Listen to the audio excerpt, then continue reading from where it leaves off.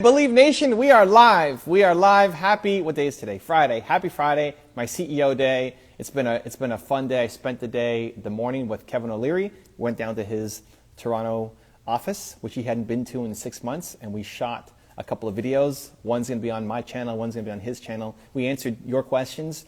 That was super fun. And yeah, so that was awesome. And now we're here. We're going live. I'm waiting for my friend Mark Drager to join in. We're going to do a jam session here, which should be fun. And we're going to show you a little bit behind the scenes of what it takes to build the Evan Carmichael brand. So welcome everybody. Welcome Nina. Welcome Robin. Welcome Tessa. Welcome Tushar. Welcome Jeersong. Welcome Godly Example. Wow. Best Future Self, Sergey Patel, Captain Chris. I like that. Okay, there's Drager. Here he comes. Mark Drager in the house. We're gonna shake it up a little bit this time. He's gonna get, there he is. It is so weird to What's see weird? you in that studio. It's so weird to see me in the studio. It's been a while. Yeah, it has been a while. Yeah, so I went to Kevin O'Leary's place and he's like, I haven't been here for 6 months. They kind of forgot what the office looked like and where the furniture was and all this stuff. Like, where's my Sharpies again? And yeah, anyway, that was fun. That's really funny. We're here. Okay, Mark. We're here. You're in a different mood now. You want to do something different. We're doing something different. Mark's been pushing me on wanting to have a, what do you call it? What's the, I'm gonna write. I'm taking notes. I got my note. I got my pen and okay. What are we calling it? In corporate terms, it would probably be called a brand manager. Okay. All right. So that's the idea of a brand manager is the person inside an organization, team, or company who's responsible for pushing it forward, but not necessarily responsible for doing all the work. They're the person who owns all the projects and makes sure things happen. But maybe they're working with another agency, or maybe they're hiring designers, or maybe they're working with copywriters or strategists. They're not necessarily going to do everything. They're just the person who's in charge of making sure everything gets done at the standards that you want, with 100% of their time and focus on growing the brand. Okay, can somebody like slap Alex or something? Hey, we're doing live here, Alex. Alex. Did you hear the giant moan? Alex ruins another live stream. He's looking at your copy, by the way, so I don't know what that was all about, Alex. Okay. Anyway, Alex is gonna hush now. He's coming. Okay, Alex, this is live. That's a distraction now, Alex. It's a big distraction, he says. Mark says you're a distraction. Wow. Okay. So I don't care corporate, Mark. What do I need? You've been passionate, and this has been 6 months. I know that you don't care about corporate because you're going to go find someone. But it depends on who you're finding and where they're from, because people get super weird about titles. Like you and I might go, hey, we need a salesperson. But I don't care about the title. Forget the title. What's the responsibility? Okay. Roles and responsibility. What is the person doing? What you think Evan Carmichael must have this in his business, and if I'm not doing it, I'm missing the boat. I'm losing out on life. So what are the roles and responsibilities? I would want, okay, so this, I'm taking this notes. is different I'm ready than what to go. you asked for. This is different what you asked for, though. Because we've talked about 2 or 3 different levels of roles. So is it the person that you immediately need right now, or is it the person that you asked me who's a brand manager? Because those are different things. The person that I need right now. What do I need right now? I would say that you need someone who has the ability to write copy. Okay. We've talked about this. So someone who could write strategic copy and get it 80%, 90% there. Okay. Do all the legwork. Someone who can learn ClickFunnels or knows ClickFunnels with, let's say, 60 or 70% design skills. At the very least, they know what good design is, and they can kind of get it there, but maybe they need to work with a designer. Okay. And someone who can, who either knows YouTube advertising or can learn it, or can work with someone who pushes all the buttons. Okay. So what I'm looking for is a nice middle person, who can spend 40 hours a week, all day, every day, just trying to make sure that each one of your pages is well represented, that all of your offers make sense, that the flow makes sense, that your copy is really strong, that the designs that they're throwing up themselves or the designs they're working with the designer, they're commenting it, they're keeping the projects on focus. You know, all of the people who are in YouTube advertising, pushing buttons and everything, they're making sure things are happening and that the reports are good, and they're filtering everything. They're only bringing you or working with me or whatever on you know, we're coming in on high level strategy, and then they're making it happen, and then they're coming back to you. Like you do with Jeremy, right? Like consider your brand, your advertising and marketing, a business within your business, and that's what you're looking for. Okay, let's talk about, I get that. And I have, I get that role, and I agree. Now let's talk about the visual aspect of the brand. Okay. I'm thinking back to a conversation we had before when I was walking outside, back in like the Path to 10 Million series that we had. I was walking outside. That was last. Yeah, that was at the Starbucks. That was last November. That was like a year ago now, and we've gone. Okay, great. Or so December. Let's go there. Different directions since then. No, that person too. I like it. That person, okay. And that makes sense. And I think that's it. It's like the copy, the ClickFunnels, and the yes, done. Okay. Yes. Great. Now let's talk about the visual side of the brand. Okay, what I used to call elevating the brand, which you hated. Okay, great. I'm writing it down. Okay, keep going. So, you're saying that you want to there might be a second role in your mind? Yes. Okay, so that's what I would call the brand manager type person. Right. And so that's what I thought we were talking about. Okay. So that would be the person. What are they doing? Do you remember when we went to? Do you remember when we went to Tony Robbins? Maybe this isn't a perfect example. We went to Tony Robbins, and you worked. You know, obviously you're working with Tony's team, but you're working really closely with that one guy who's like running the show. He's making sure you're sitting in the right place, that the interview's happening, the photos are happening, right? Like the one guy. That's how I see a brand manager being for you. So you put out. It's almost like a creative director or a brand manager, and so it's like, hey, does the stuff everything that we're putting out, is it at the level of quality that you deem acceptable? Is it pushing the boundaries? When you have an idea where you're like, hey, why don't we try this, or why can't we do this, or can we do this type of partnership, or what about this? They're the ones at a higher level who are making sure that it feels right, that it's designed right,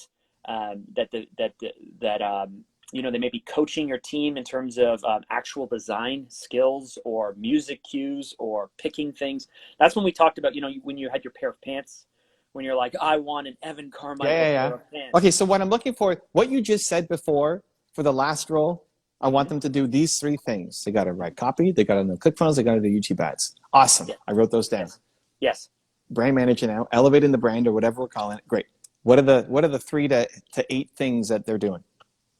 Well, so it depends if you want to structure. It depends on how you want to structure your company. But in my mind, they would. Yes, go in your mind. When you decide to launch a new series, they would be the one who decides what are the opening graphic packages like. What colors should they be? What should the music be like? What should the tone be like? Then they would work with an editor to actually make that package happen. They would then. You'd be the client. They would turn to you and say, client, this is what we want it to look like, feel like, and be like. And then you would sign off on it. Right now, you have a habit of working with people who are specialists, and you say, hey, go try something. And then they come back to you, and you either like it or don't like it. But there's not a lot of strategy in there. You know, you sent me the cartoon, right, on Instagram, the cartoon that you did of you talking with your friend Mark with his cookies. And it's like I'm wearing like lipstick, and I have weird hair, and it's funny as hell. But you know, I would suggest that that's not necessarily the quality of Evan Carmichael brand. Like, it was a good little test, but oh my God, I love that. That's great. No, that's fantastic. Okay, but that's great. It's funny, but it's not like. But if I were your brand manager, I wouldn't let that out. I would be like. So how do we call it? So they're evaluating new creative. Well, ideally, you would find someone with a similar sensibility to you, because otherwise you're going to be butting heads all the time. You and I don't have the same sensibilities, but similar sensibilities. And then you can just trust them to run with these things. Yeah, but so when you decide specific? That you want to redo the IG grid, you know, or you want a thumbnail to look better, the reason there's no specifics is because this person has so much ownership. They should be finding the opportunities in your business for you. But it's hard for me to tell you. Like, finding the opportunities to do what? Great. Better video content from your YouTube team. So taking your YouTube team, all of the regular content that you put out, and looking for ways to make it stronger. So that's so this is all of the content. You talk about content creation. I'm talking about content creation. I'm talking about your brand. I'm talking about your books. I'm talking about you on stage. You decide you want to be on stage. You don't like doing PowerPoint presentations, but this person would be responsible for making sure that your PowerPoints make sense, and that it's on brand. And at the end, they'd be the one saying like, "Hey man, when you came off stage, man, you didn't push for YouTube Academy Bootcamp like you really should have. I think there's an opportunity for us to drop a slide in for YouTube Bootcamp, and by the end, you should really be leading up and pushing that way." Right? Like that would be the type of creative, strategic type work that a brand manager would be looking for. So this is the challenge. This is why I wanted to dive in here instead of answering Believe Nation questions on this very special episode of the Something to Prove podcast, IG Live version, because I'm trying to wrap my head around what this person is doing, because that's not what I would have thought. So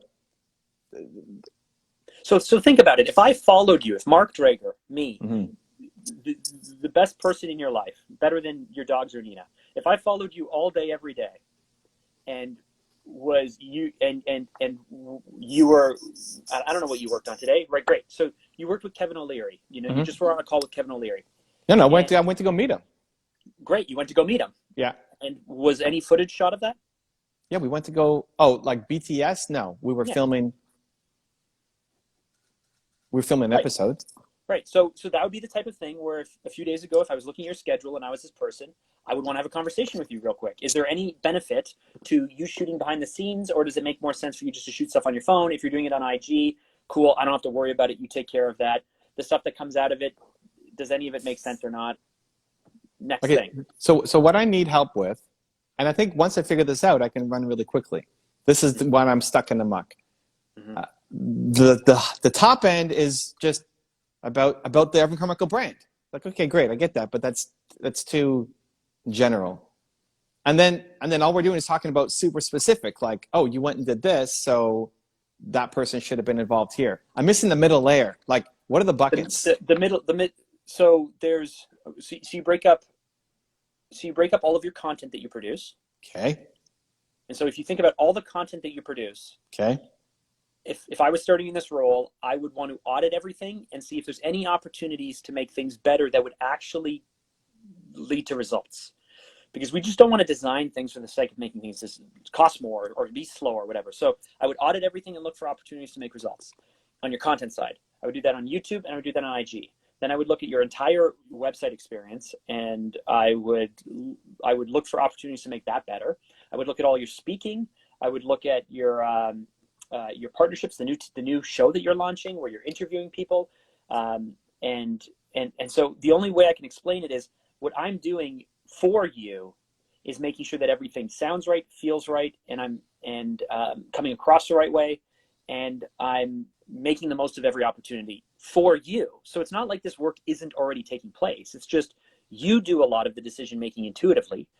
You spend maybe 10, 15% of your time doing these things or on demand. This person would spend all of their time doing it. So that's supporting the team, challenging them to get better, finding perhaps better freelancers or better designers or writers or whomever it might be, making sure that if you're going off and doing something, you're capitalizing on that opportunity to have the cameras there, to have the footage there, whatever it might be, and then auditing all of your work to make things better. I mean, I don't know how to. I know how I would go about it from here's the challenge, make Evan better, and then here are the specifics. But you like literally have to audit and find each opportunity because I know would want to evaluate, is the lemon worth the squeeze? I don't want to rhyme off 10 things for you right now where you're like, yeah, that when we dig into the data, it turns out it doesn't actually drive the value that we want it to drive. Yeah, and so I get that. So it's any content that I produce, and I wrote down YouTube, Instagram, website, and then any new thing that we're launching. Yeah. I mean, the person ultimately would be responsible, like the way that Nina, where you're like, I don't know who, but when you went on your tour, you're like, I don't know who's in charge of my schedule. I don't know. I look at my thing. I'm supposed to do this now. I do it. Mm-hmm. So that person would take that level of control with what your brand looks like, feels like. Yes, okay, but now we're way up top again. Now that doesn't make sense. Like I don't know what that. So the problem is I need to be able to give guidance to say, hey, like here's what you're in charge of beyond just the brand and like what Nina did for you for me on the tour, go do that, right? It's the if I can get a clear picture in my head, and it's getting a little clearer on the content side, which is good. If I can get a clear picture in my head, then it's easy to find the person, evaluate the person, mentor the person. Here's like it's always going to get super specific when you ask a question like that. But your YouTube bootcamp, right, is the great. We're going to have this person who's going to help with some design and some copy and making some YouTube ads, kind of in the middle place. But if you had a brand manager, that person would make sure that that your YouTube bootcamp, the content itself, is as strong as it could be, is as strategic as it could be, represents your brand the best it can. Like, right? So what we're doing is we're starting to stack. We're starting to stack. No, but that's in the bucket. That's my products. So they're all. I didn't write that down. I had my content, which is the public-facing stuff, but now you're talking about our custom products. So then there's the product. There's the experiences. Yes. Okay. Now we're getting. This is good. Sorry, I didn't. It all seems so obvious to me. Yeah, but that's the problem. That's what's missing. It's like you're diving into YouTube Growth Bootcamp. It's like, oh, okay, I can give that, but the step above is all of my products. So I launched another book. Okay, great. That's another product. Even your current book. Look at the free downloads that you give, and is there cross promotion taking place between this thing and is there a teaser? Like when someone buys Built to Serve, and they get the free downloads and the workbook. Is there like a cross promotion to movement makers or to YouTube Bootcamp with maybe a free lesson or something, right? It's easy for me to come up with the idea, like any consultant can. It's easy for you to come up with the idea. Who's making it happen, and who is continuing to try and strive, where they spend all day, every day trying to strive to push you and the brand further and further.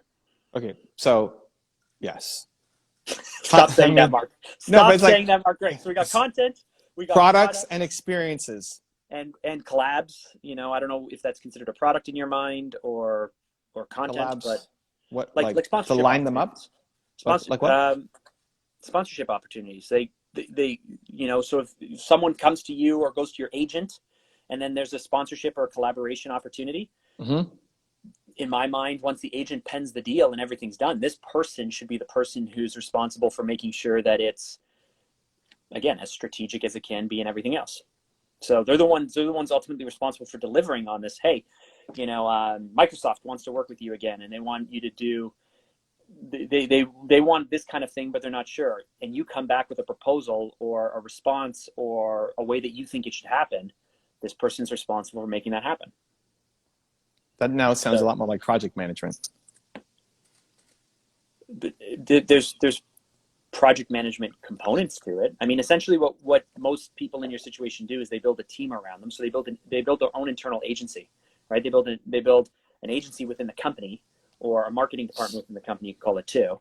And so there's project management components to it, but it depends. You can split up the actual project managing or project coordinating to operations and Nina, and this person can just be responsible for all jumping on all the conversations to make sure that it's going well and being the project lead. I don't know. I'm speaking vaguely because it all depends on how you want to deploy this person. Like I'm sure if you brought someone in and you play to their strengths, they're going to find more than enough to do. It's not like sure, you do so many things. Yeah, and I love that. And I need to find, like bringing somebody in and then recognizing, oh, what I needed, they can't have or they can't do, and so let's find this new position. Great, we can do that. But I still have the hole in the position that we needed because now I built a new one for this person, right? So I guess it depends. Like, so we've identified two potential roles here. Would you rather hire top down or bottom up? What's the first potential role? Oh, the copy ads and like the actual that one I got that. Person. That's easy. Yes, I understand that one. But would you hire that person first or second? That one first. Like in priorities, that I need. This one I'm having a conversation after this about it, so that's why I want to. Already, we got some clarity, like content, products, and experiences. Okay, so that middle person, the marketing coordinator, whatever, would report to this person. So Maybe they would. Don't worry about the hierarchy. It doesn't matter. Sure. But I may even have like Christina report to this person. Or on some things, least... don't worry about the hierarchy. Who reports to whatever, it doesn't matter. Roles, like, what is this person doing? So content, products, experiences. But the hierarchy takes up time for what they're doing. What they're doing is they're managing a team of people and making sure that those things are delivered to quality as well, right? Great, that's content. Awesome. What else? Or is that it? Content, products, experiences. What else do you want to deliver on? I don't know. I mean, that's what your business focuses on mainly, right? Okay. Obviously, what do I need? I mean, maybe even lifestyle stuff. The car, Sure, that would fall in my mind under experience. So hoodies, merchandise, that would all fall under that, or you could fall under product. I mean, it's however in your mind you want to organize this. Well, when we talked about products, it was more YouTube Growth Bootcamp, book. Yeah. I see it as a product. Okay. Experiences. When I wrote it down, I was thinking, well, my membership, the Facebook Lives that we're doing, even this, right? Like Anthony set up a light for us today, right? To give a better, I got to set my tripod back up here. Better experience, right? How's that? That's okay. Oh no, now we're going. Now we're zooming in. To me, I would think that would be below this person's pay grade, but it's whatever. Okay, but that's different than like lifestyle. What I'm thinking is the hoodies, or the pants, or the car wrap, or whatever else. You mean just like your sense of style for stylists, as opposed to products you're going to sell to take it to market or whatever. Right, like me, Evan Carmichael, being the brand. Yeah. Yeah. Okay. Now I like this. I would list that all as product, right? So. No, but products are things that I'm selling. Yeah, but why not take your little gold Porsche and make a little micro machine of it and sell it? Possibly. Because that's fun. Sure. Or you could do it as a giveaway or whatever, right? Like. Sure, and content could become a product, and an experience could become content. Sure, there's overlap. Exactly. But as a default, like whether I end up selling these or not, it's me representing and being the brand. Yes. So it's a different category than just products that I'm selling. And right now we're just thinking about what you're doing right now. You're thinking about books, but Lewis Howes did that great documentary, right? Content. Right, exactly. So, okay, great. So that falls into content. Perfect. Content, product. Now we're getting there. Now I'm like, I understand what we're doing here. Okay, is there anything else? Content, product, experiences, lifestyle. Sure. Is there anything else?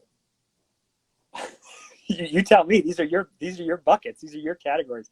I can just keep mentioning things, and then you could file them away. Okay. Well, there's any ideas of if Mark Drager was in charge of the brand that he would do that doesn't fall into one of these things? No, I mean, those are your main areas of focus. Okay. What's Anthony doing back there, by the way?